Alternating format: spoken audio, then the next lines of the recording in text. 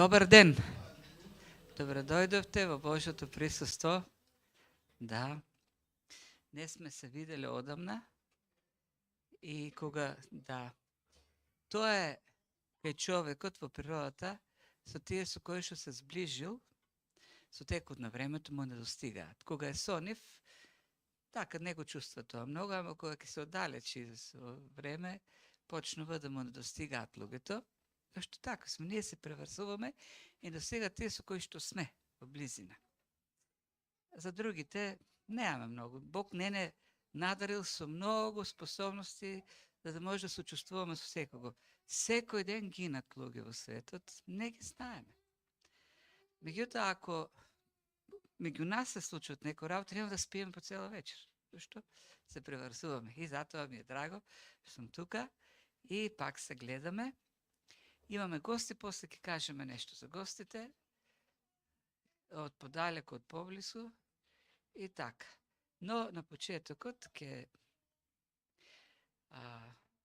ги насочиме нашите мисли, ќе ги отвориме нашите срца за дејството на Светиот Дух, ќе побараме благодат од Бог, бидејќи се е од Него, преку Него и за Него. Па, кој сака може да се исправи и се молиме. Татко Небесен, Ти благодариме за овој ден што ни го подари, за Твојата нова благодат, нова милост, Господи, која се поднова во нашите срца, за да можеме секојдневно, Господи, да пристапуваме пред Твојот престол, таму да ги изнесуваме, Господи, и нашите потреби, но и да ги искажуваме нашите слабости и да бараме прошка од Тебе за нашите гревови. И ние, Господи, навистина и ова утро, пред Тебе, Господи, наведнуваме глави со молба Ти да ни простиш за секој грев што сме го сториле.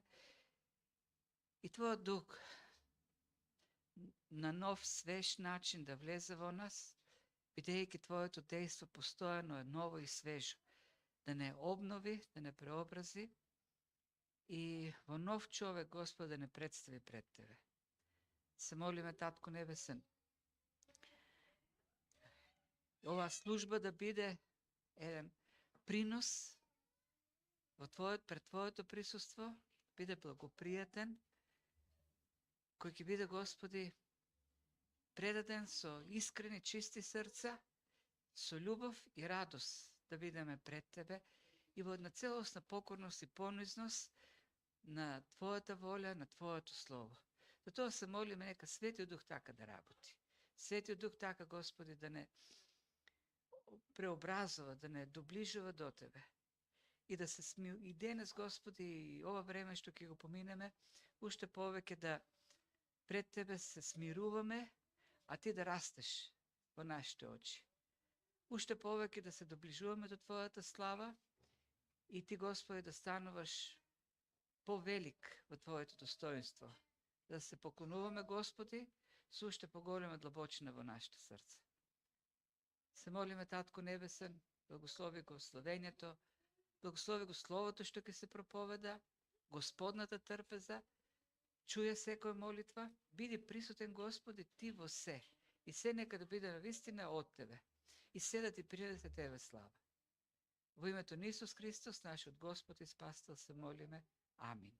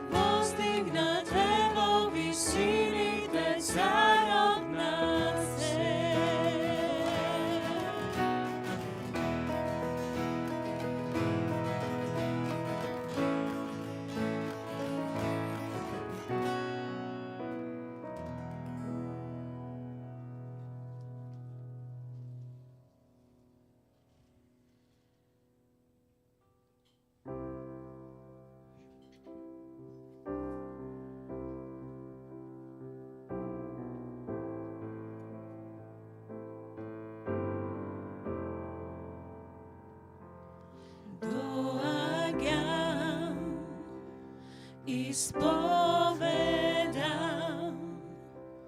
vo tebe se odmaram, bez tebe sum iscrpen,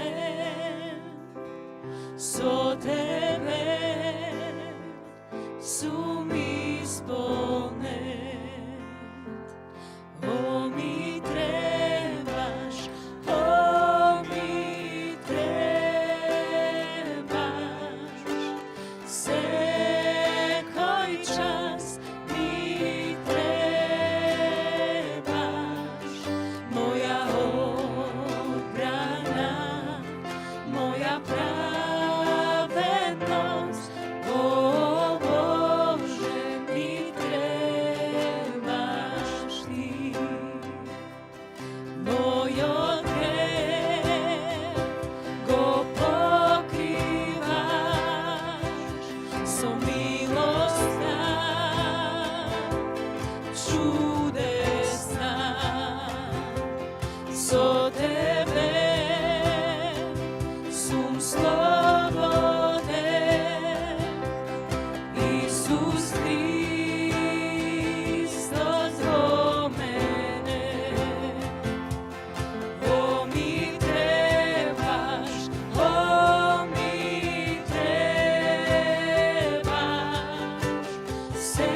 sekoj čas mi trebaš, moja odbrana, moja pravednost, o Bože mi trebaš ti.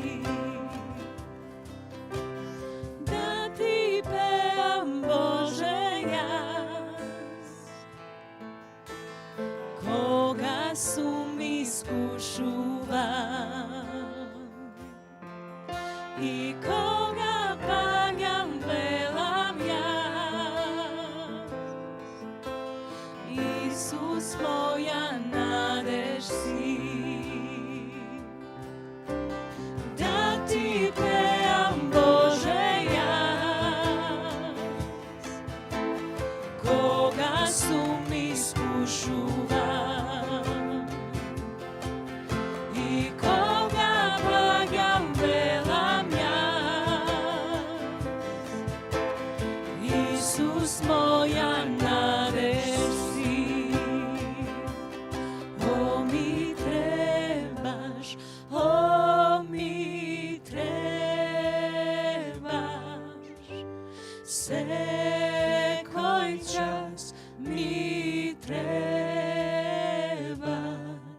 moja odbrana, moja pravednost, o Bože mi trebaš ti. O mi trebaš, o mi trebaš, sekoj čas mi trebaš, moja odbrana, moja pravednost, o Bože mi trebaš ti.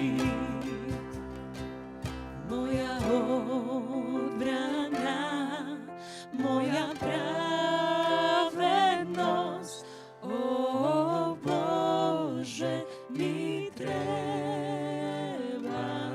ti.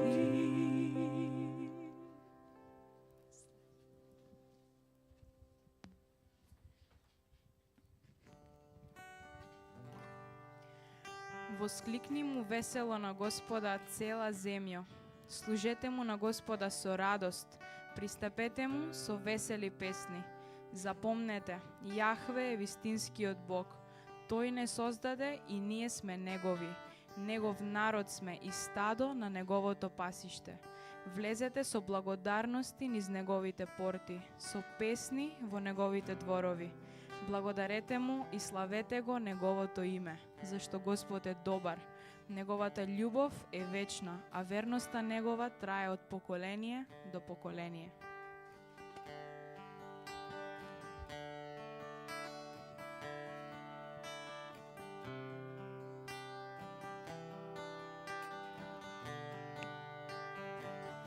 Секоја душа има свеќа, некој се светли, некој се мрачни.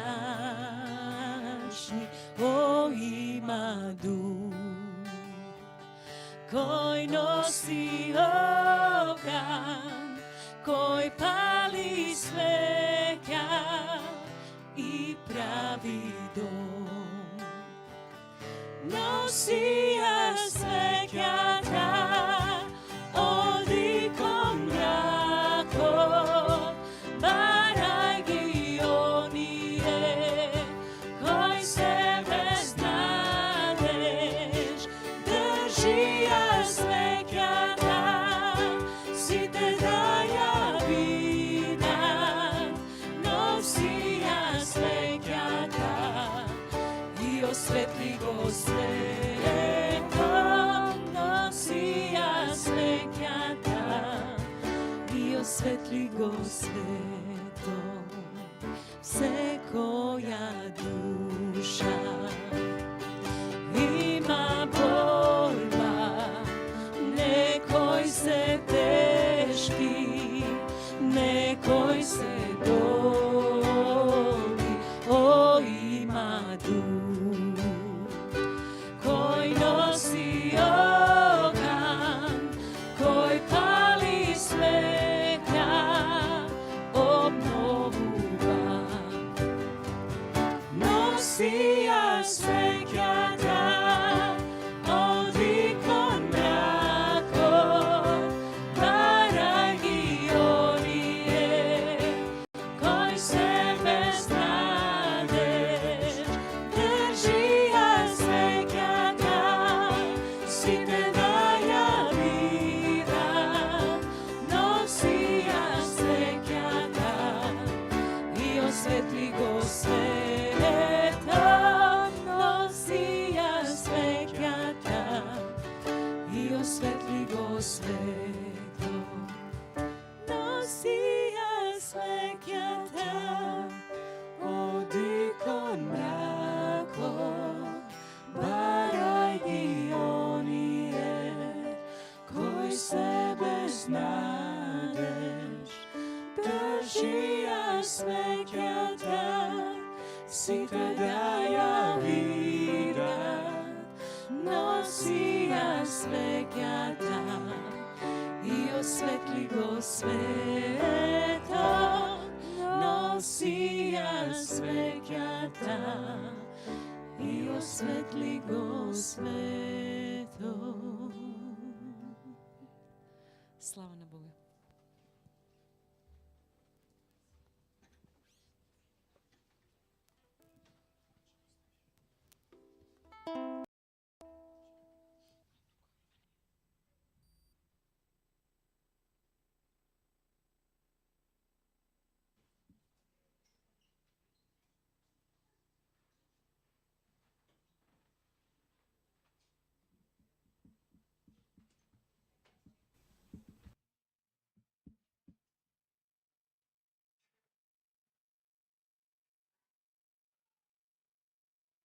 Добро. Така. Значи, како што кажав, имаме гости. Од од поблизу дојдоа семејството, целата фамилија, не е целата фамилија, но скоро целата фамилија на Ѓорги.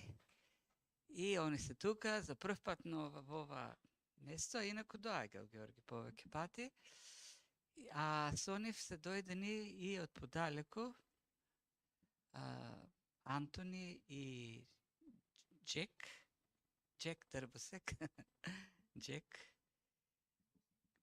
Мевосек, да, Джек, кој инаку Антони долги години оди на тој камп да служи таму, кај што ние одиме, меѓутоа ова година нема да одиме, и затоа Антони рече, јас ќе дојдам да ве видам, да се види со Лидија, со Емануел, со Сара и со целата црква.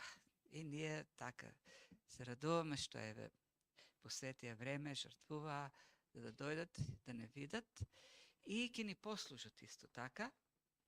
Инаку доаѓаат од не толку голема црква во Америка, слободна црква, евангелска, каде што јас го знам од долги години главниот пастор, контуитен, кој е многу добар екзегет, многу добар експозицијски проповедник и можеби некој пати ќе се случи така и да дојде и да не посети.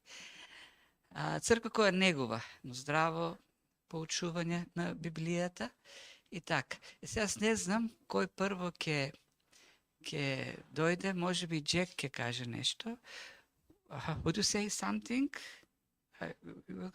Оливер ќе преведува, а после и Антони ќе дојде. Се овој микрофон ќе треба или како ќе биде? Тоа е за нив. Добро. Два. Објасни дека ќе го користам. So you'll be using this mic. Okay. Let's see.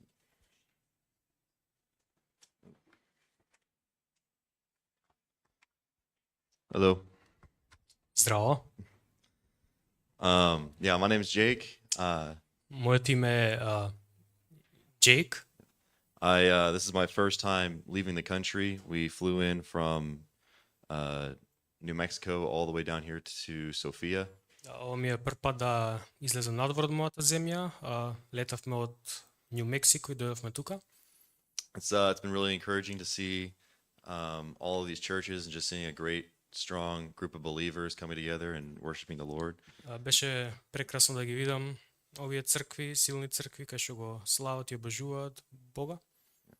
I real quick just want to give a quick word from the book of Luke 12. Сакам накратко да споделам од Словото Божјо од Евангелието според Лука 12 поглавје. Yeah, just a second. Okay. It says, then he said to his disciples, therefore, 22 through 26. Okay, 22-26 стих.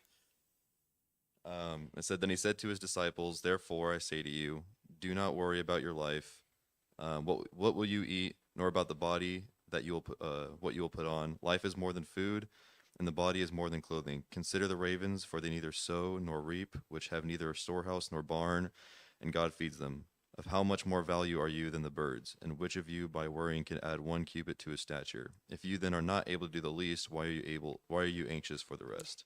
Сега ги прочитам на македонски. И им рече на учениците своји, затоа ви велам, не грижете се за душата своја што ќе јадете, ниту за телото свое што ќе облечете, зашто душата е многу поскап од храната и телото од облеката. Погледете ги гавраните, тие ниту сеат, ниту жнеат, и немаат скривници, ниту житници, и Бог ги храни. А колку сте поскапи вие од птиците? Мисли ли некој од вас дека ако се грижи, може да му додаде еден лакт на својот раст? И така, кога ни најмалото нешто не можете да го направите, зошто се грижите за друго? We have a lot of responsibilities, and I think it's really easy for our worldly problems to distract us from our heavenly purpose. Да, ние имаме многу одговорности и да, земните проблеми може да не го трнат вниманието од нашите небесни обврски. If our worldly anxieties are going to be a daily problem, then seeking the kingdom should be a daily solution. Can you repeat this? If our worldly anxieties are going to be a daily problem, then seeking the kingdom should be a daily solution. Ако нашите дневни проблеми, световни проблеми се секојдневие, just the second part. Seeking the kingdom should be a daily solution. Да, исто така и барањето, трагањето по Божјото царство треба да биде нашето дневно решение. God never asked us to dwell on the past, and he never asked us to worry about the future, because the present is already enough to worry about. Да, Бог не тера да се толку време да посветуваме на минатото, туку да се фокусираме на God has called us to be fully reliant and faithful on him for our needs, but that does not mean that God has called us to be lazy. Rather, God has called us to be obedient. Да, значи Бог не повикува да бидеме зависни од него, но тоа не значи да бидеме мрзеливи, туку да му бидеме послушни. The ravens, though provided for, still need to seek for their food. And though God provides for us, we still need to work for, and we still need to work for our provisions. I Да, guess. како што Бог обезбедува за гавраните, тој обезбедува и за нас, но ние сепак мораме нели да работиме за тоа. So seek the Lord's will daily, so that you will be reminded daily of your ultimate heavenly purpose. Да барете волјата Божја секојдневно за да се потсетите за вашата конечна цел. Thank you. That's it. I'm gonna invite Anthony up on. Oh, Ви благодарам, тоа е тоа.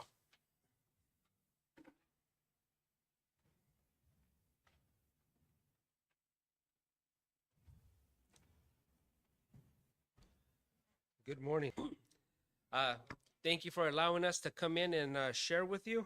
Ви благодарам што ни дозволивте да дојдеме кај вас и да ви споделиме од словото. So my pastor back in New Mexico has been coming down to Bulgaria and Macedonia for many years. Да, мојот пастор од Нью Мексико има доаѓано во Македонија и Бугарија многу години. I've been coming down the past 9 years. И јас последниве 9 години имам доаѓано. This is my first time in Macedonia, Ова е мојот прв пат тука во Македонија and you guys have an amazing country. и вие имате една прекрасна земја. It's very beautiful. Многу е убава. This morning we are going to be in Mark chapter 5. Ова утро ќе се задржиме на Марко 5-то поглавје And we will be covering the full chapter. и ќе го разгледаме и ќе го покриеме целото поглавје. The first 20 verses, we're going to kind of slow it down, but then we'll pick it up and tie it all together. Да, на првите 20 стиха малку поспоро ќе ги поминеме, но после се ќе поврземе заедно. So we'll jump into the text. Така што ќе преминеме на текстот. It says, Then they came to the other side of the sea, to the country of the Gadarenes. Да, премина отаде море во Гадаринската земја.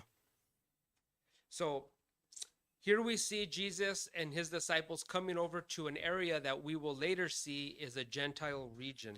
Значи гледаме како Исус и неговите ученици доаѓаат на едно место кој понатака ќе видиме дека е населено од незнабожци, односно Now- неевреи. Now, some commentaries have seen Gadarenes and said that that is named after the tribe of Gad. Да, некој мисла дека ова Гадаринска земја била именувана по некој племе Гадарин. But that would not be correct because this region would have been the region of Manasseh, not of Gad. Да, но тоа не е точно бидејќи овој регион е регионот на Манасија. And during this time, it was under Gentile authority. И во овој период во историјата тој се наоѓал под авторитетот или власта на неевреи. Verse 2 says, And when he had come out of the boat, immediately there met him out of the tombs a man with an unclean spirit. Вториот стих вели, кога тој излезе од коработ, веднаш го пресредна од гробиштата еден човек со нечист дух. So, one of the interesting things here is this is mentioned in all three of the synoptic gospels. Интересно е што ова информација е спомената во сите три синоптички евангелија. But Matthew mentions that there was 2 men living in the tombs. Но Матеј споменува дека биле двајца луѓе или мажи што живееле во таму. So, this is not a contradiction. Така што ова не е контрадикција, It's just Mark and Luke focus on this particular man. туку едноставно Марко и Лука се фокусираат конкретно на овој едниот човек. Verses 3 to 5, who had his dwelling among the tombs, and no one could bind him, not even with chains, because he had often been bound with shackles and chains, and the chains had been pulled apart by him, and the shackles broken in pieces. Neither could anyone tame him, and always night and day he was in the mountains and in the tombs, crying out and cutting himself with stones. Од 3 до 5 стих вели, тој живееше во гробовите и дури и со вериги никој не можеше да го врзе, зашто многу пати беше во окови и во вериги врзан, ама ги кршеше оковите и ги раскинуваше веригите, и никој не можеше да го скроти. И секогаш, ноќ и дење, по гробиштата и по редиштата викаше и се удираше со камења. Штом го ви...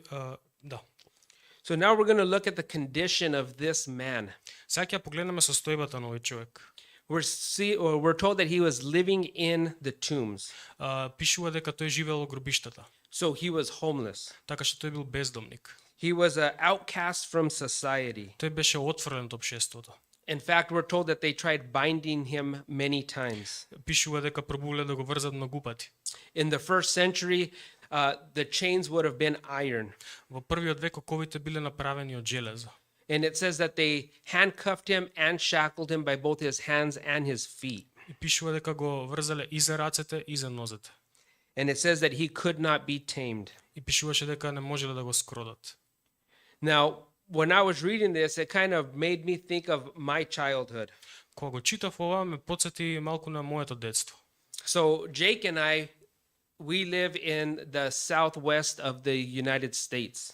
Јас и Джекоб живееме на југозападот од Соединетите Американски држави. More known for the Wild West of the past Да, попознато како Дивиот запад од минатото. and cowboys. И каубоите. And I grew up raising animals and breaking horses. И јас поразнав одгледувајќи животни и припитомувајќи коњи. And it just made me think of when we would break these animals that weighed over a ton. И кај ми текна дека кога ги припитомувам овие коњи кои што тежат повеќе од тон, We did this with just rope and leather. го правевме тоа само со јаже и со кожа. Да, кожа. So here we see a man possessing supernatural strength, Така што тука гледаме човек кој што има надприродна моќ, where he would break through these iron shackles. што ги кршел овие железни окови. And then it says that day and night he was in the tombs crying and cutting himself. И се вели дека и ден и ноќе бил во гробишата и плачел и се сечел себе си со камења. So we see that the demons are tormenting this man. Така што гледаме дека демоните го измачувале овој човек. But it says in verse 6, when he saw Jesus from afar, he ran and worshipped him. Но пишува дека кога го виде Исуса оддалеку, тој трчаше кон него и го обожуваше. Now, worship means to bow down before. Са тој збор обожување значи да клекне пред него. And the question that is brought up here is, who is it that is bowing down before Jesus? И сега прашањето што се поставува тука е кој е тој што се поклонува пред Исус? Is it the demons recognizing who Jesus is? Дали тоа се демоните кои што препознаваат кој е Исус? Or is it the man who is possessed knowing that Jesus could help him? Или тоа е човекот кој е опседнат и знае дека Исус може да му помогне? Verse 7 through 10, and he cried out with a loud voice and said, What have I to do with you, Jesus, Son of the Most High God? I implore you, by God, that you do not torment me. For he said to him, Come out of the man, unclean spirit. Then he asked him, What is your name? And he answered, saying, My name is Legion, for we are many. Also he begged him earnestly that he would not send them out of the country. Од 7 до 10 стих пишува: Па, како извика со силен глас, рече: Што имаш ти со мене, Исусе, сине на Севишниот Бог? Те заколнувам во Бога, не мачи ме. Зашто му беше рекол: Духу нечист, излези од човекот. И го прашаа: Како те викаат? А тој одговори и рече: Легија ми е името, зашто сме многу. И многу го молеа да не ги брка од тој крај. So this dialogue seems to be between Jesus and the demons. Овој разговор се чини дека се одвива помеѓу Исус и демоните. And there's four things that we see here that would lead us to believe that. Да, и тука има 4 работи што ни покажуваат дека за тоа станува збор. And the first one is they recognize who Jesus is. Првата работа е тоа што тие препознаваат кој е Исус. They refer to him as the Son of the Most High God. Тие му се обраќаат на него како синот на Севишниот Бог. The second thing is we see that they recognize the authority of Jesus. Втората работа што гледаме дека тие го препознаваат авторитетот на Исус. They ask that he does not torment them. Тие го молат да не ги измачува. Interesting, because we see that's exactly what the demons were doing to the man they possessed. Интересно е што баш тоа истото го правеле демоните на човекот, го измачувале. The third thing is that we see the demon revealed his name to Jesus. Третата работа што гледаме тоа што демоните му го кажале нивното име на Исус. And that's because during this time when the Jews would perform an exorcism, И тоа е бидејќи во ова време кога евреите вршеле екзорцизам, they believed the way to get power over the demon was to learn their name. тие верувале дека за да имаш моќ над демонот треба да го познаваш нивното име, да го знаеш нивното име. And here we see they give up their name immediately to Jesus. И тука гледаме како демоните веднаш му кажуваат нивното име на Исус. Although Jesus did not need their name in order to have power over them. Иако на Исус не му беше потребно нивното име за да има моќ над нив. And then the fourth thing is their request to not be sent out of the country. И четвртата работа е нивната молба да не бидат исфрлени надвор од земјата, country. So we'll make a quick turn to Matthew 8:29, which is the other account of this. Да, накратко ќе свртиме на Матеј 8:29, чисто да видиме што Матеј пишал за ова.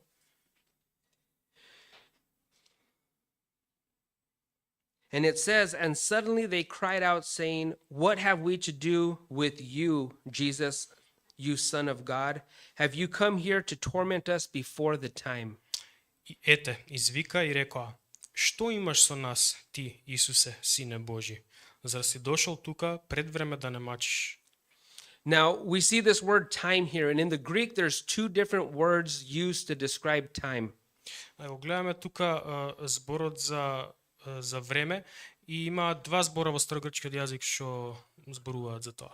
There's chronos time, Има кронос време, which is a moment by moment passing of time, што значи време кое што минува од момент за момент, and then there's kairos time, и постои кајрос, исто збор за време, which is a specific moment in time. што значува специфичен или конкретен момент.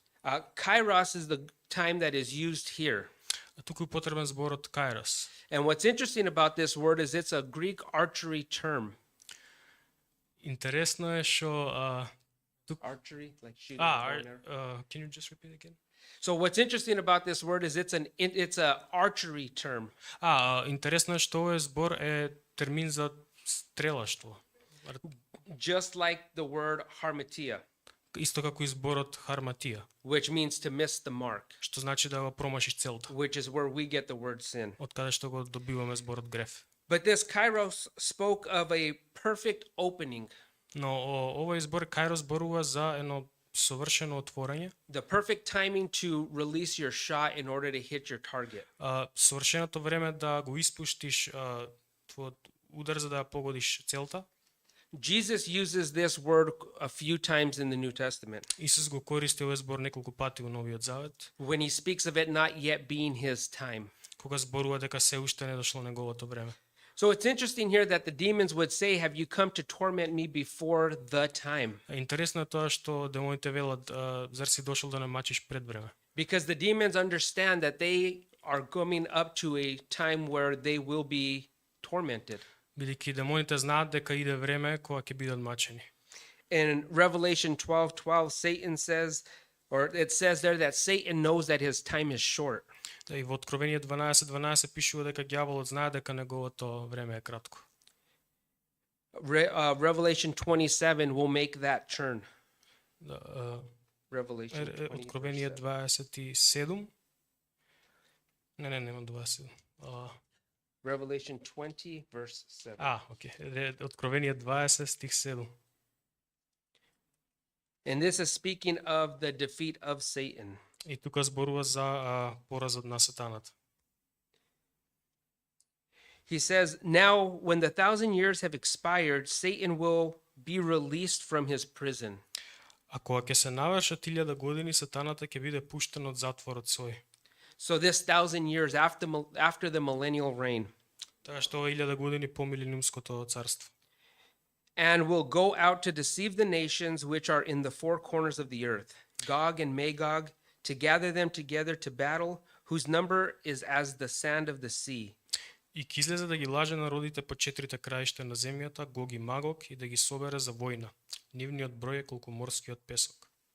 And then 9 and 10, they went up on the breadth of the earth and surrounded the camp of the saints and the beloved city. And fire came down from God out of heaven and devoured them. The devil who deceived them was cast into the lake of fire and brimstone, where the beast and the false prophet are, and they will be tormented day and night forever and ever. Тие излегоа по ширината земна и го заобиколија живеелиштето на светиите и возлюбениот град. Падна од Бога оган небесен и ги проголта. А ѓаволот што ги лажеше беше фрлен во огнено и сулфурно езеро, каде што е зверот и лажниот пророк. Тие ќе бидат мачени дење и ноќе во векови. So the demons here asking, have you come to torment us before our time, is speaking of this specific time when the demons will be tortured. Така што демоните што го прашуваат Исус дали си дошол пред време на мачиш, зборуваат баш за овој момент што го прочитавме тука во Откровение. So back in Mark chapter 5, Така што да идеме назад на Марко, 5-то поглавје. it says in verse 11, now a large herd of swine was feeding there near the mountains. Пишува во 11-тиот стих дека а таму по ридот пасеше големо крдо свињи. And this is how we know it's Gentile territory. И поради ова знаеме дека станува збор за нееврејска територија, The fact that they were raising swine. бидејќи тие одгледувале свињи. The Old Testament tells us that swine was an unclean animal to the Jewish people. Стариот завет ни кажува дека свињите биле нечисто животно за еврејскиот народ, So they would never have had pigs on their property. така што тие никогаш не би одгледувале свињи на нивното земјиште. Verse 12, so all the demons begged him, saying, send us to the swine that we may enter them. 12 стих. И го молеа и велеа, прати не во свињине, да влеземе во нив. So it says all the demons. Пишува сите демони. So how many demons were there? Така што се поставя прашањето колку демони имале. In verse 9, it says that they referred to themselves as legion. Во 9 стих пишува дека се идентификувале себе си како легија. Now, a Roman legion during this time was anywhere from 5 to 6,000 men. Римската легија во тоа време се била сочината од околу 5 до 6,000 војници. And we're told that there were 2,000 pigs. А ни кажува дека имало 2,000 свињи. So, were there thousands of demons possessing this man? Така што дали имало илјадници демони кои што го обседнувале овој човек? That we don't know. We just know that it was a lot. Тоа не го знаеме, но знаеме дека биле многу. Verse 13, and at once Jesus gave them permission. Then the unclean spirits went out and entered the swine. There were about 2,000, and the herd ran violently down the steep place into the sea and drowned in the sea. И Исус веднаш им дозволи, откако излегоа, нечистите духови влегоа во свињите, и јурнаа свињите по стрмнината во морето, а беа околу 2,000, и се издавија во морето. 14 through 17. So those who fed the swine fled, and they told it in the city and in the country, and they went out to see what it was that had happened. When they came to Jesus and saw the one who had been demon-possessed and had the legion, sitting and clothed and in his right mind, and they were afraid. And those who saw it told them how it happened to him who had been demon-possessed and about the swine. Then they began to plead with him to depart from their region.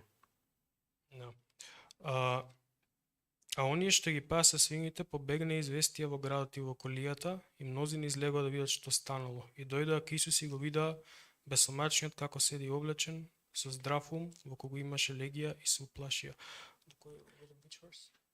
To 17. А оние кои беа виделе, раскажуваа што стана со земениот зол дух и со свињите, и почнаа да го молат да си оди од нивните краишта. So from here to the rest of the chapter, we're going to kind of see something a little different. Така што од сега наваму до крајот на поглавието ќе видиме нешто различно. We're going to be looking at prayer. Ќе видиме тука молитва. And the first prayer, we're going to see 4 different prayers in this portion. Во овој пасус ќе видиме 4 различни молитви.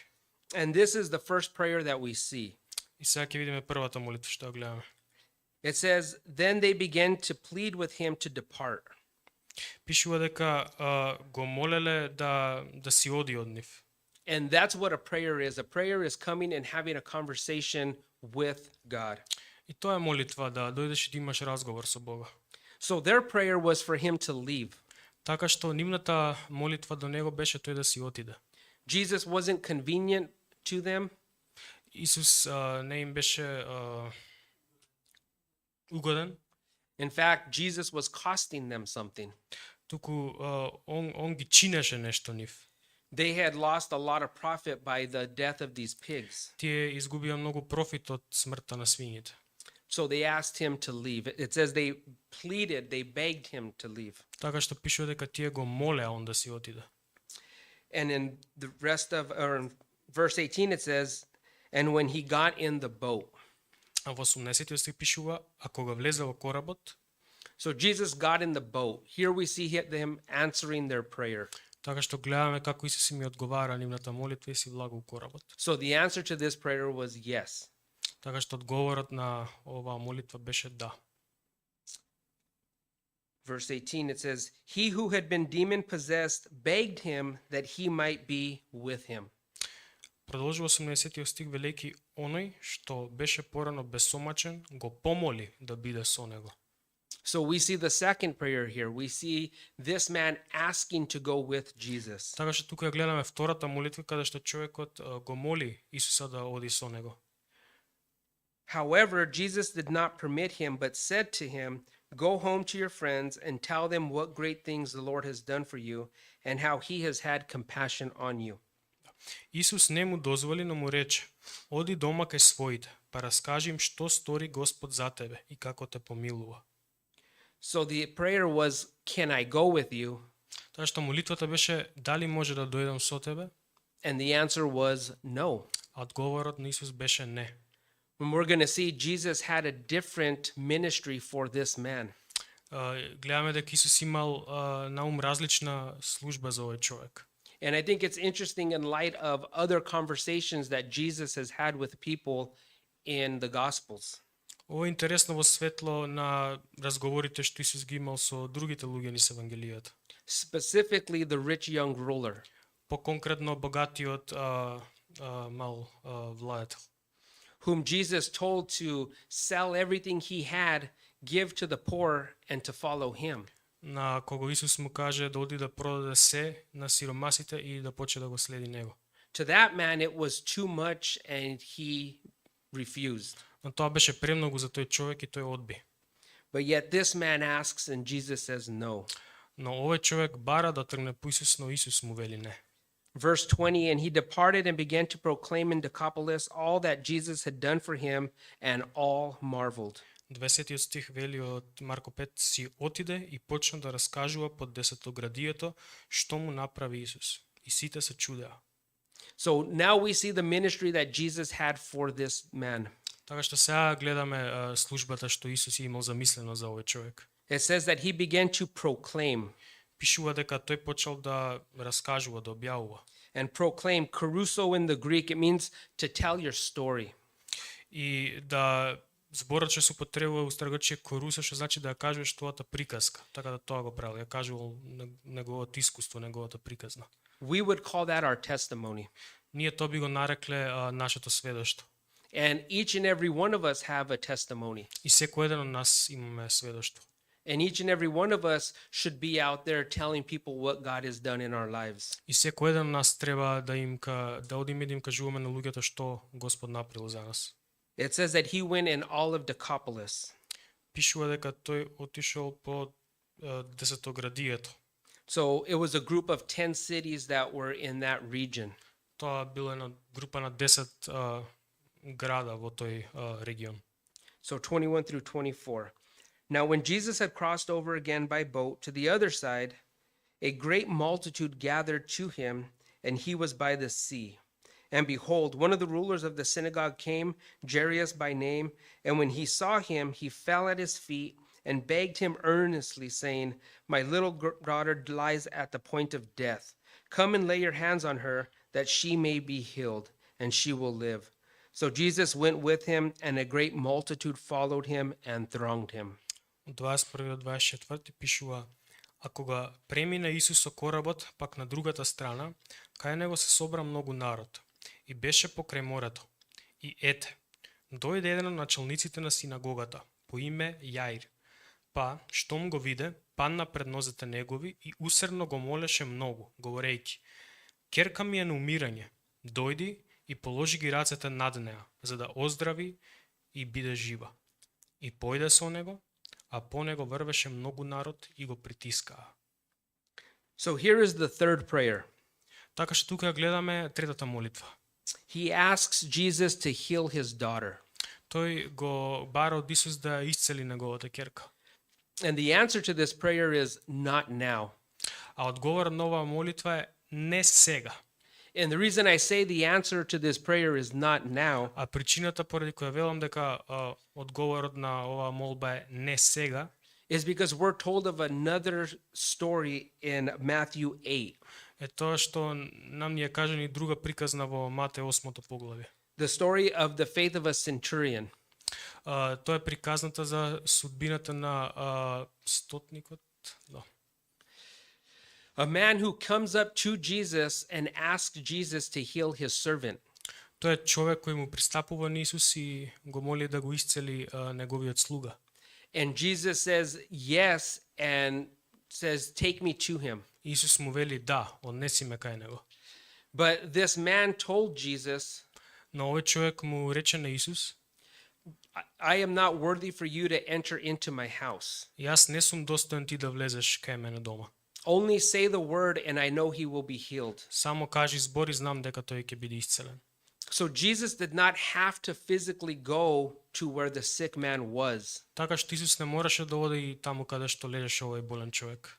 And the same here, Jesus did not have to physically go to where Jairus' daughter was in order to heal her. Истиот случај тука, Исус не мораше да оди на местото каде што ќерката на Јаир беше. But we're going to see by waiting to answer this prayer, it brings more glory to him.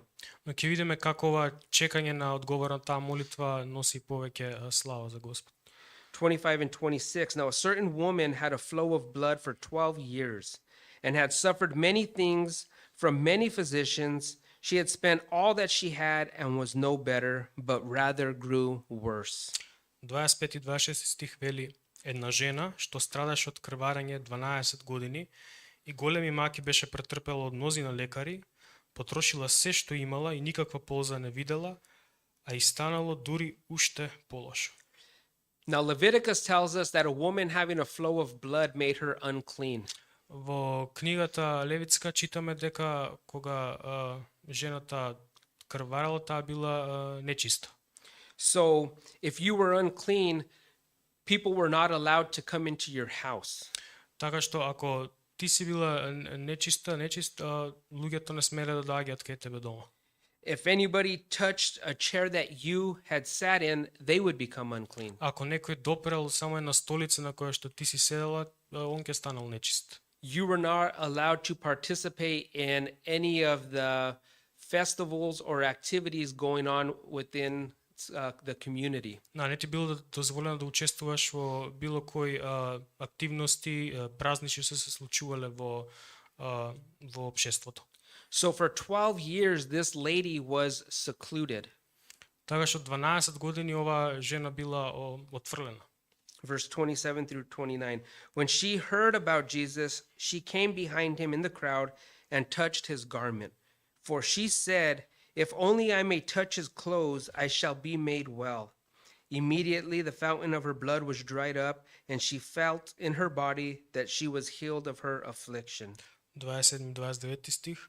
Штом чу за Исус, се приближи одзади меѓу народот и се допре до облеката негова, зашто си велеше: само ако се допрам до облеката негова, ќе оздравам. И веднаш престана крварењето и таа осети во телото свое дека излекувана од болеста. And here we see the fourth prayer. Тука гледаме четвртата молитва. She said to herself, if only I may touch his clothes, I shall be made well. Таа си рекла во себе си: само ако ја допрам облеката негова, ќе оздравам. And this was her prayer.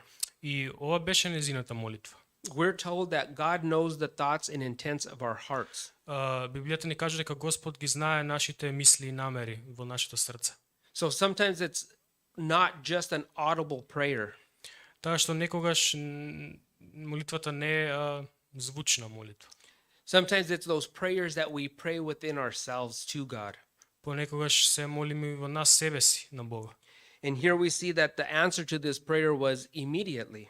И тука гледаме дека одговорот на ваква молитва беше одма, веднаш се случи.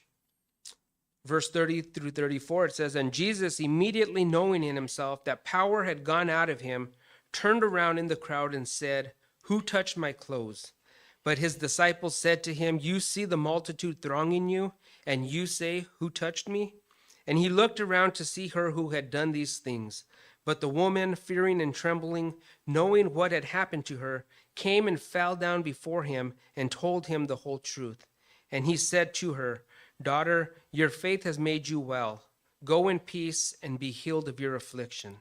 Од 30 до 34 стих пишува: А Исус однеднаш почувствува во себе како излезе сила од него и се сврта кон народот и рече: Кој се допре до облеката моја? Учениците негови му рекоа: Гледаш дека народот те притиска, а прашуваш кој се допре до мене. Но тој гледаше наоколу, за да ја види онаа што го направи тоа. Жената пак се уплаши и трепереше. Па знаејќи што стана со неа, се приближи, падна пред него и му ја кажа целата вистина. А тој и рече: Керко, верата твоја те спаси, оди си со мир и биди здрава од болеста своја. As we read through this, we can almost forget that Jairus is right there next to Jesus. Како што го читам ова, може и да заборавиме дека Јаир е тука одма до Исус. And you can almost imagine him as he's standing there waiting for Jesus to go over and heal his daughter. Да, можете само да замислите како он чека таму до Исус, го чека него да исцели неговата керка. Knowing his daughter is at the point of death. Знаејќи дека неговата керка е пред смрт. And it's almost as if there is no urgency. Кога го гледаме како да нема некоја итност. And when you look at these four prayers that are mentioned here, и кога ги гледаме овие 4 молитви кои се споменати тука, you could look at this one and say this is probably the more urgent of the four. Веројатно ќе речете дека ова е она наидната, на која најбрзо треба да се одговори за керката на Јаир. Okay, 35 through 38. While he was still speaking, some came from the ruler of the synagogue's house, who said, Your daughter is dead. Why trouble the teacher any further? As soon as Jesus heard the word that was spoken, he said to the ruler of the synagogue, Do not be afraid, only believe. And he permitted no one to follow him except Peter, James, and John, the brother of James. Then he came to the house of the ruler of the synagogue and saw a tumult and those who wept and wailed loudly. Од 35 до 38 стих пишува: Додека тој уште зборуваше, дојде од кај началникот на синагогата и рекоа: Керка ти умре, што му создаваш уште труд на учителот? Но Исус, откако ги чу тие зборови, му рече на началникот на синагогата: Не плаши се, само верувај. И никому не му дозволи да оди со него, освен на Петар, на Јаков и на Јован, братот на Јаков. Дојде во куќата на началникот на синагогата и виде растревоженост, плачење и силно врескање. So it says those who wept and wailed. Пишува оние кои плачеле и врискале. So this would not have been family and friends. Таа што тука не станува збор за семејството, за пријателите. During this time, it was common to hire professional people to weep and wail. Бидејќи во ова време било вообичаено да ангажираш луѓе кои што биле задолжени да плачат и да викаат на вакви моменти. In fact, one Jewish commentary says that when a man's wife were to die, еден еврејски коментар пишува дека ако умре жената на еден маж, regardless of his wealth, the minimum requirement was to have two flute players and one wailer. Да, без разлика на неговата финансиска состава било неопходно да има can you repeat two flute? Two players and one crier. Двајца свирачи и еден што ќе плаче. Тоа било минимум. So you can imagine what is going on here at the leader of the synagogue's house. Така што можете да замислите што се случувало тука во куќата на лидерот на синагогата. 39, it says, when he came in, he said to them, why make this commotion and weep? The child is not dead, but sleeping. 39 стих пишува: И кога влезе им рече: Што сте се развикали и расплакале? Девојчето не е умрено, туку спие. And 40 says, and they ridiculed him. А 40 стих вика дека тие му се подсмеваа. So they ridiculed him because this was their job. Тие му се подсмеваа пошто ова било нивната работа да плачат. They knew a dead body. Тие познавале како изгледа мртво тело. So for Jesus to say she was only sleeping was, they knew she wasn't. Така што кога Исус им кажува дека она девојчето само спие, на нив им изгледало чудно, знаеле дека е мртво. 40 through 43. But when he had put them aside, he took the father and the mother of the child and those who were with him, and entered where the child was laying. Then he took the child by the hand and said to her, Talitha Kumi, which is translated, little girl, I say to you, arise. Immediately the girl arose and walked, for she was 12 years of age, and they were overcome with great amazement.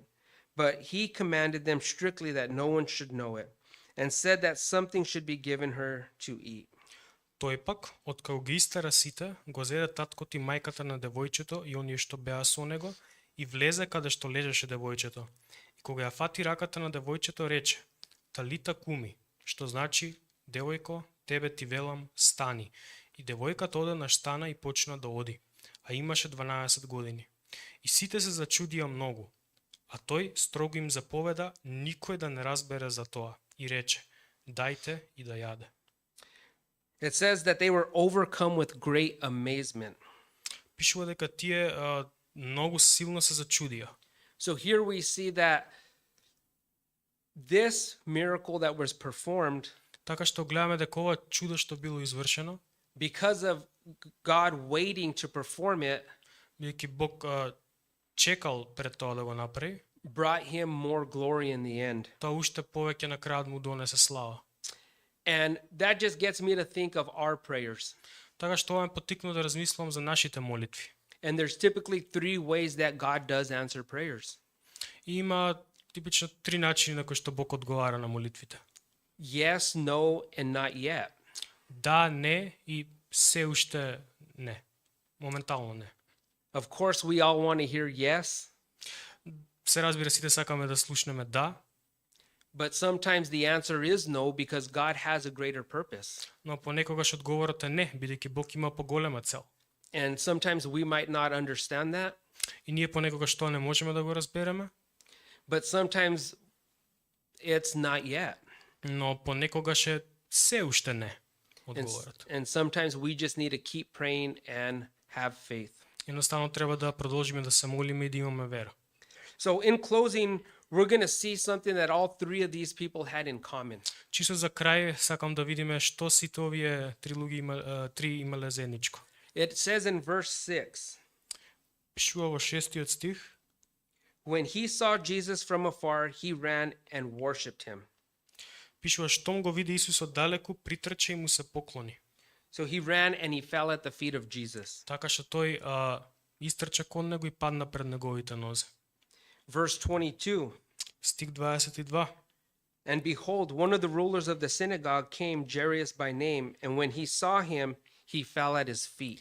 И ете, дојде еден од началниците на синагогата по име Јаир, па штом го виде, падна пред нозете негови. And then in verse 33, but the woman, fearing and trembling, knowing what had happened to her, came and fell down before him. И 33 стих: жената пак се уплаши и трепереше, па знаејќи што стана со неа, се приближи, падна пред него. So the thing we say they all have in common is they're all at the feet of Jesus. Така што она што е заедничко меѓу нив е тоа што сите беа пред нозете на Исус. And it doesn't matter what status or where we come from in life. Тоа што не е важно која е нашата положба во општеството, од каде доаѓаме, нашето минато.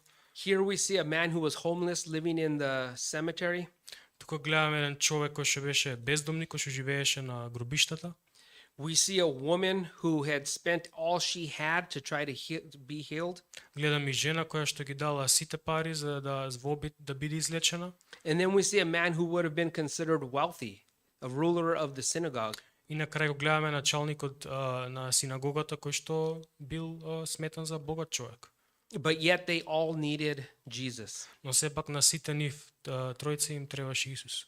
And that's the same thing that we all have in common still today. Така што тоа е она заедничко што го имаме сите ние и денеска.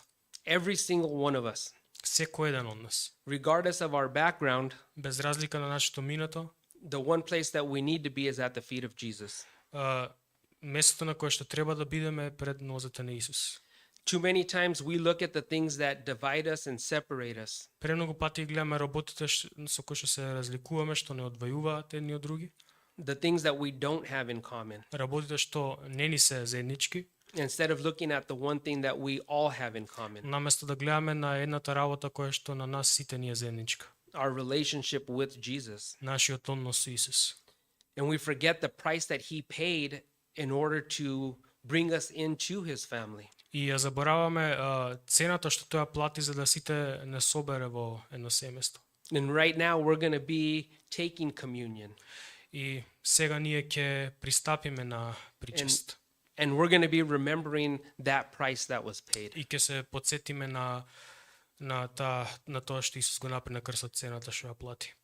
So, Pastor Mite, if you want to. Тоа што пастор Мите ќе превземе тука.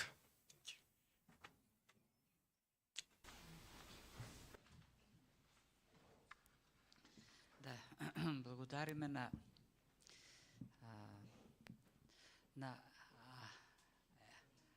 Антони за ова обяснување, експозиција на текстот.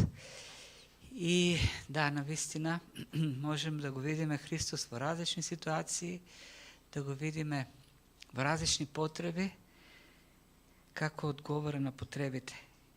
И тој е истиот Христос и тогаш, истиот е и сега, истиот Христос пред кого можеме да доаѓаме и да го решиме основниот проблем. Проблемот со гревот, проблемот со смртта, проблемот со нашата оттугеност од Бог, проблемот со таа самотија што имаме духовна поради темнината во која живееме. Сите имаме очи, но тие очи ни се безкорисни ако нема светлина. Сега да се затемни оваа просторија, секој извор на светлина ако биде закриен, џабе ни се очите. Ке лутаме, не знаеме кај се наоѓаме. Сите ни имаме во нас дух, душа, која е во темнина, која е во слепотија и не може да гледа.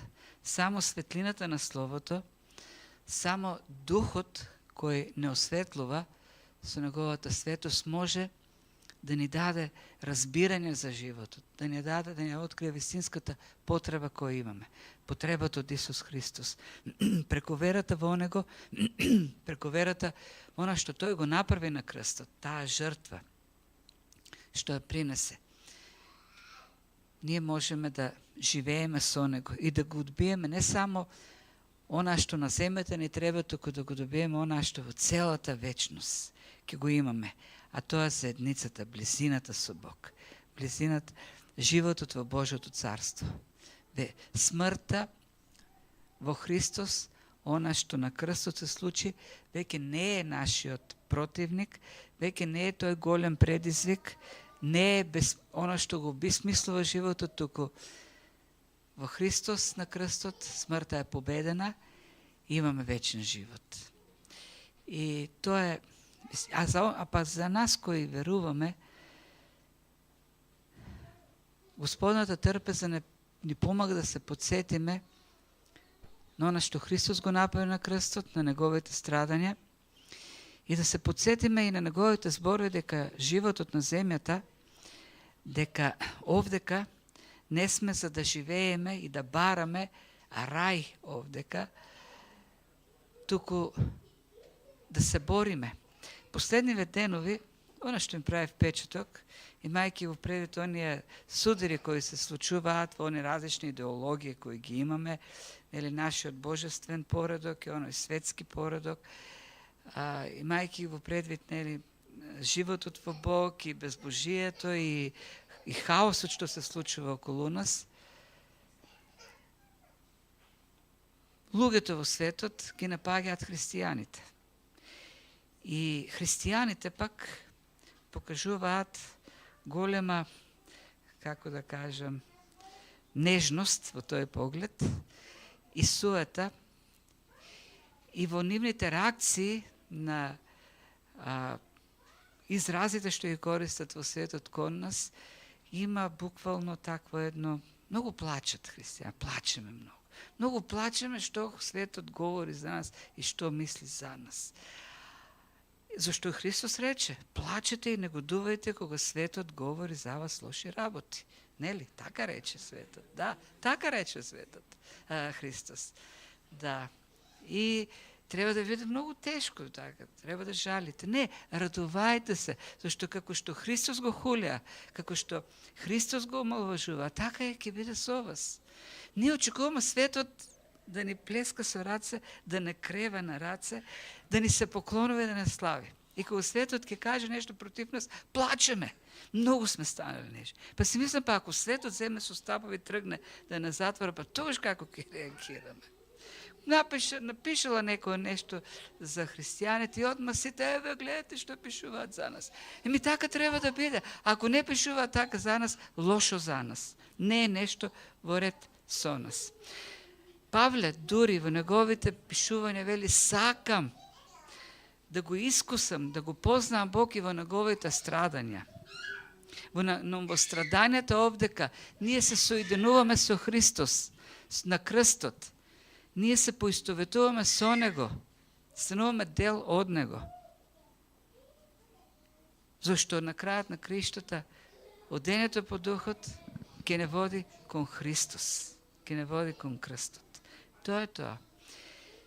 И ова да биде подсетување ова Господно трпе, за дека на крстот беше во страдањата изработено нашето спасение.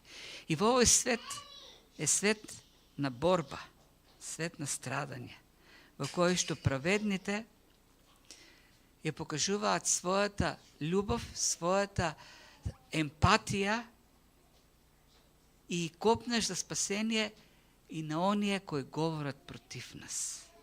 Ние не сме непријатели со нив и ние не влегуваме во војна со нив. Ние војуваме со поднебесните сили на темнината, ние не војуваме со тело и со крв. Нашата борба е против злото, против противникот кој ги држи во робство. А тие луѓе се објект на нашата љубов, објект на нашата молитва и објект на нашиот труд да бидат достигнати до Бог. Зашто за тоа беше крстот. Тој ја плати цената на крстот за нив. И така, ќе прочитаме еден текст, краток, од Матеј, 26 глава, од 36 стих. 26 глава Матеј. И кога јадеа, Исус зеде леп, го благослови, го прекрши и откако им го даде на учениците рече, земете, јадете, ова е моето тело. И кога зеде чашата за благодари, им даде и рече, пијте од неа сите, зашто ова е мојата крв на новиот завет кој се пролива за мнозина за простување на гревовите. И вам ви велам, зашто од сега нема да пием од овој лозов плод, се до оној ден кога ќе пием нов со вас во царството на мојот Отец. Жртвата на крстот беше за проштување на нашите гревови. Христос пролија крв како плата, како откуп за нашите гревови кои го предизвикуваат Божиот гнев. На крстот Христос го зеде на себе гневот за гревот што ние го правиме, за да не бидат простени, како што вели овдека Исус Христос, за простување на гревовите. И има и надеж. Вели Христос, правете го ова се додека бидеме пак заедно во царството на мојот Отец. И овдека таа есхатолошка надеж за животот, за доаѓањето на Христос, кога ќе бидеме заедно. Јас повикувам секој оној кој уште не поверувал, кој не го примил во своето срце преку вера Христос, да го направи тоа, да побара прошка за своите гревови и така да пристапи кон овој чин. Ако некој не се чувствува спремен за тоа, ако се още не е сигурен во сето тоа, ова хлебот и виното, овој чин на ова таинство, овој чин на исполнување на Божјата Христовата заповед нема полза за него. Затоа секој да застане пред Господ и да се провери сами од себе си. Јас ке водам една молитва за сите нас, сите имаме потреба повторно се покајаме од своите гревови. Ако некој не го исповедал својот грев за спасение, не поверува во Христос, тогаш може да го направи тоа, да го отвори своето срце, да го побара Светиот Дух, да работи во него, да го осветли и да го доведе до едно вистинско покаяние. Така можеме да се исправиме, некој ако сака може да седи и да се молиме заедно. Татко Небесен, ние стоиме пред Тебе, недостојни заради нашите греови, заради нашата слабост, недостојни за Твојата љубов, недостојни за Твојата милост, за Твојата благодат, недостојни за таа жртва на крстот. И затоа, Господи, нашата благодарност се голема, бидејќи во тоа недостоинство Ти во безкрајната љубов си го дал својот син за нашето спасение, си го принел во жртва Твојот единороден син, за да биде платен нашиот грев, казната што имаме, за да биде тој заменичката жртва која наместо нас е таму на крстот, страдаше, не откупи и не доведе во Божјото присуство, да бидеме Твоите деца, Татко Небесен. И ние Ти благодариме за тоа. Се молиме, изми ги повторно нашите греови со Твојата крв, очистине, умине.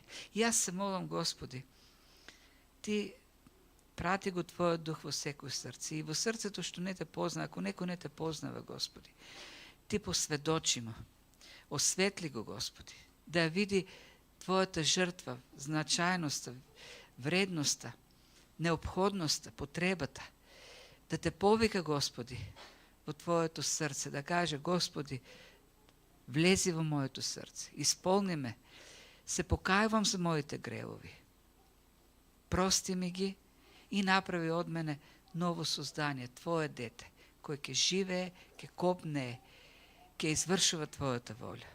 Се молиме, Татко Небесен. Благослови го и лебот, и виното, благослови го овој чин и преку него, Господи, повторно доближине уште повеќе кон Тебе. Во познавање на Тебе, во понизност, за да Ти служиме посветено. Соединене, Господи, повторно со Твојата жртва. И нека, Господи, лебот и виното во нас, Господи, преку Духот, не поистоветат со Тебе на крстот, не сораснат нас со Тебе на крстот, преку Духот, преку верата во Тебе, за да таа стара природа во нас одумира се повеќе и повеќе, а новиот човек Ти во нас, Господи, да живееш, како што и Павле вели, не јас, но Ти, Христос, се живееш во нас. Во името на Исус Христос, нашиот Спастел и Господ, се молиме. Амин. Амин. Добро, сега, братот Љупче одамна не ни помогнал, тој може да излезе и да помогне во поделбата. И јас повторно ќе повикам оној што ја има верата во Исус Христос, за жртвата негова на крстот, слободно со вера може да учествува. Ако некој не е сигурен, тогаш подобро е да абстинира од тоа. Може да се помоли.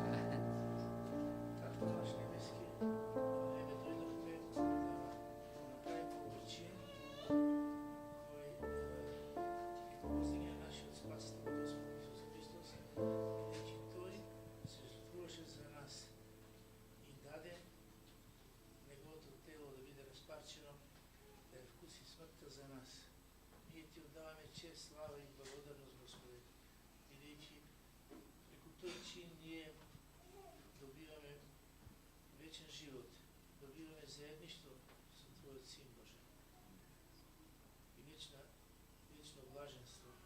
И благодариме, Господе, благодариме на нашиот Спасител Господ Исус Христос. Нека биде славен секогаш и во овој момент.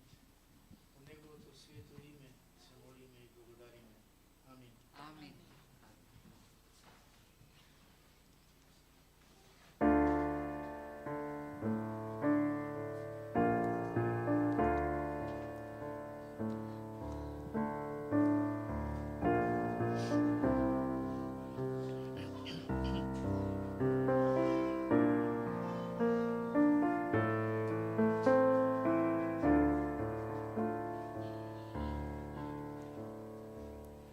Презрен и отврлен,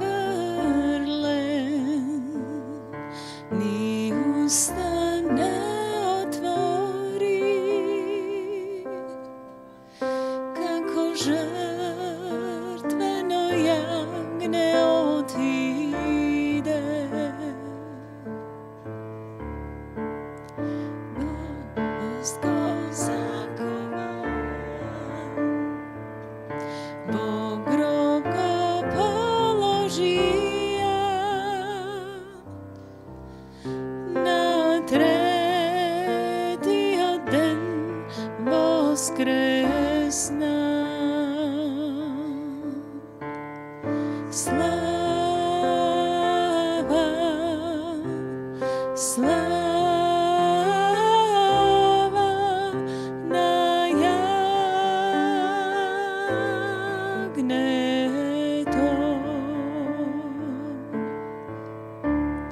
Слава, слава на јагнето.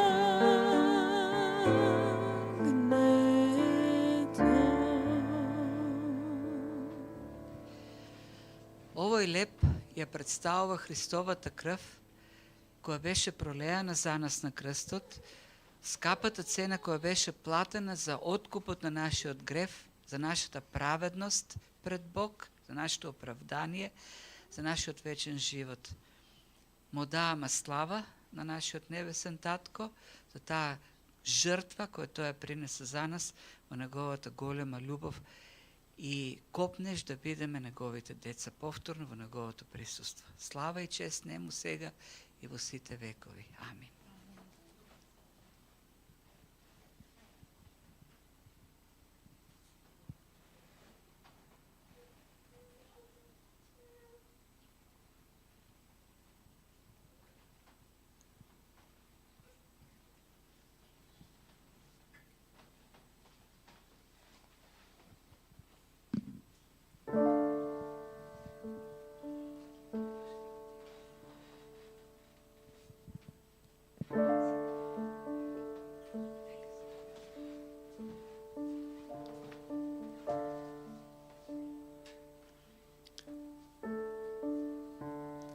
Презрен и отврлен, ни уста не отвори, како жртвено јагне отиде. На крст го закова, Бог гроб го положија, на третиот ден воскресна. Слава, слава на јагнето.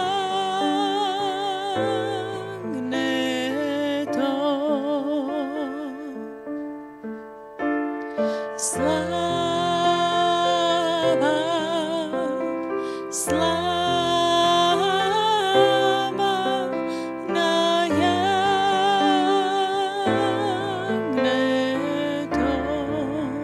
Слава.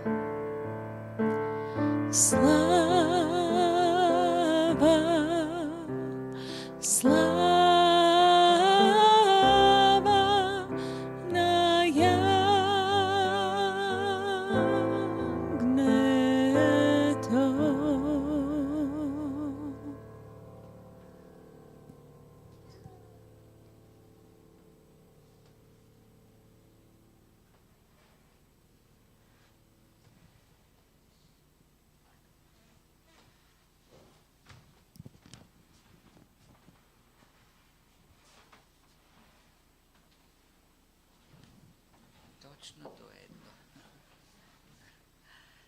Ова вино ја представува Христовата крв, која јас за лебот реков. Добро. Годините тоа што да правим. Во ред, лебот и виното се телото и крвта кои беа пренесени за нас во жртва. Неговото тело беше распарчено, прободено, неговата крв се пролеа за нашето спасение, за нашиот вечен живот. И нека Светиот Дух работи повторно, не ја оживи таа вистина во нас, ја освежи за подлабоко, појасно да ја сватиме таа голема жртва. За да се посветиме уште повеќе со благодарност на делото на Неговото царство. Нека слава на нашиот Татко Небесен и нашиот Господ Исус Христос сега и во сите векови. Амин.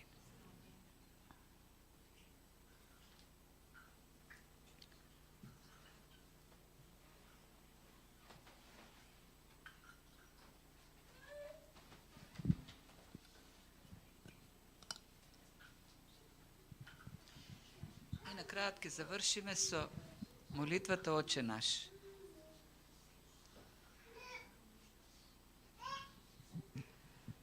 Отче наш, кој си на небесите, да се свети името Твое, да дојде царството Твое, да биде волјата Твоја, како на небото, така и на земјата.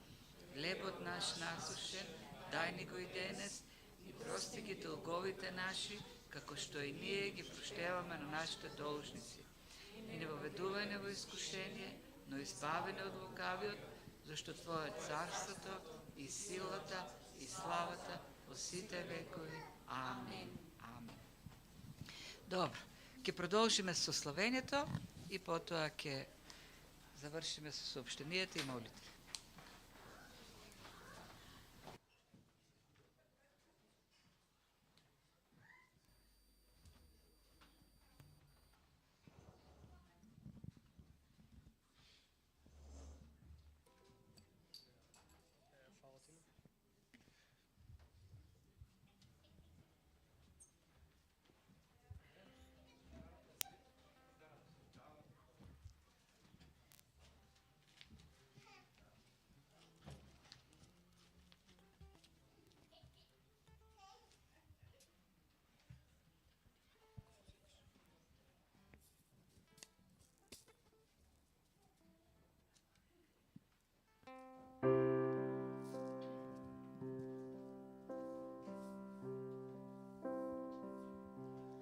Биди цар на срцето, прибежиште на душата, изворот на мир и спасение.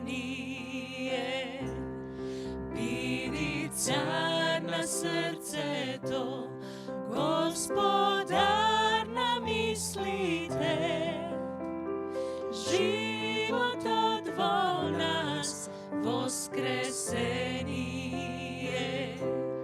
Ти си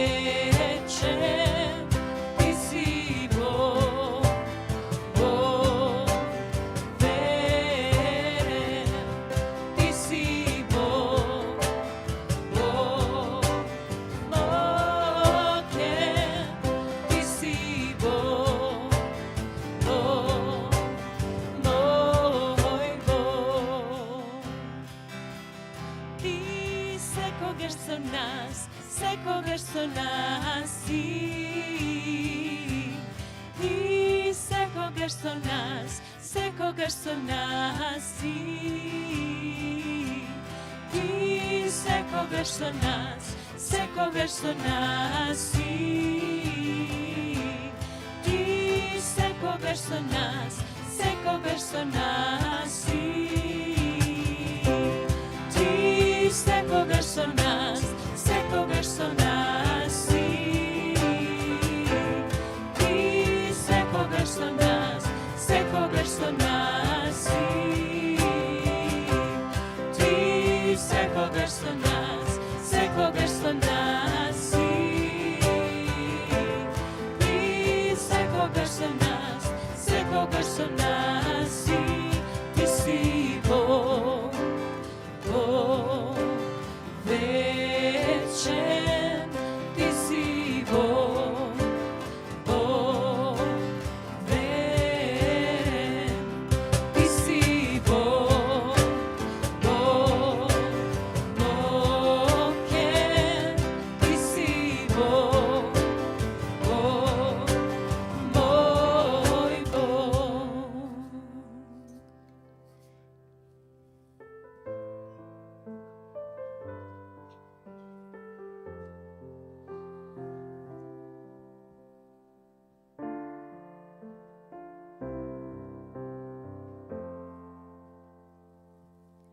И кога страх и ног ме обвива, Бог ме сокрива. И кога страх и ног ме обвива, Бог ме сокрива. Ти си Бог, Бог вечен. Ти си Бог, Бог верен. Ти си Бог, Бог мокен. Ти си Бог, Бог мој Бог. Ти си Бог, Бог вечен. Ти си Бог, Бог верен. Ти си Бог, Бог мокен. Ти си Бог, Бог мој Бог.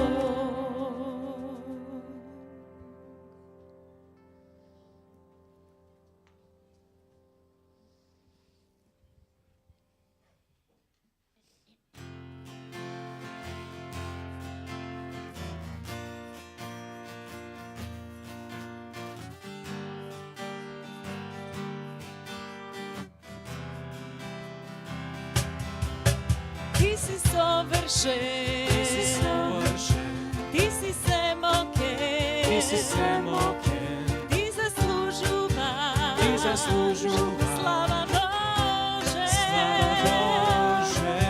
ке те следам, Ке те следам, ке те слушам, ке те слушам и ке те љубам, и ке те љубам цела вечност. цела вечност. Ти си Господар, ти си цар над се, ти си мокен Бог, кој што создаде се. Ти си Емануел, ти си Јахве, ти си принц на мирот и агнето.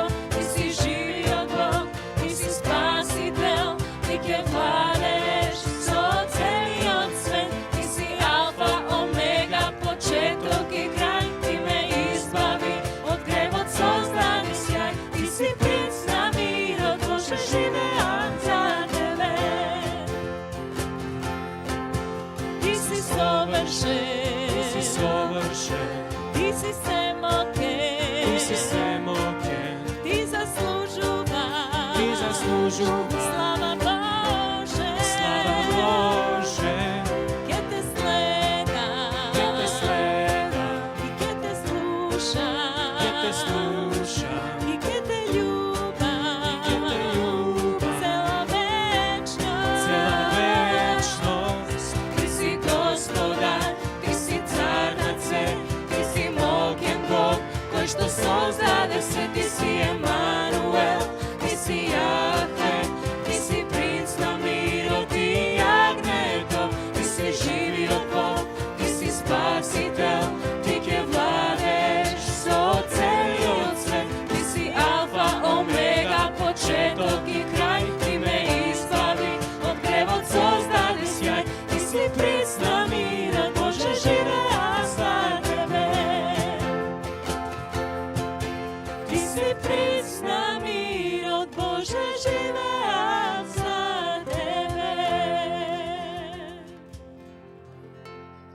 Слава на Бога.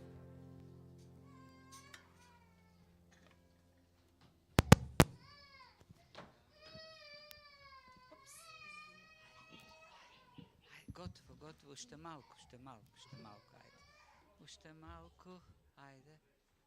Уште малку. Добро. Сообщенија нема многу, среда сме овде, недела сме овде. Бог е уште на престолот, не се секирајте, не е страшно ништо. Ништо ново не се случува под сонцето. Нема нешто што не се случило порано, а се случува сега. Многу поздрави на црквата, Антони и Джек. Многу поздрави. Many greetings to your church in Albuquerque, to Con, your pastor, and you're welcome to come again. Next year. А може и ние да одиме таму, ај нема преведувате, да не поканат. И знаете што, ајде да се помолиме за кампот. Андреј ќе оди на кампот, ние од другите не одиме, Бугарија веќе, ние сме Западен Балкан, Бугарија Европска унија.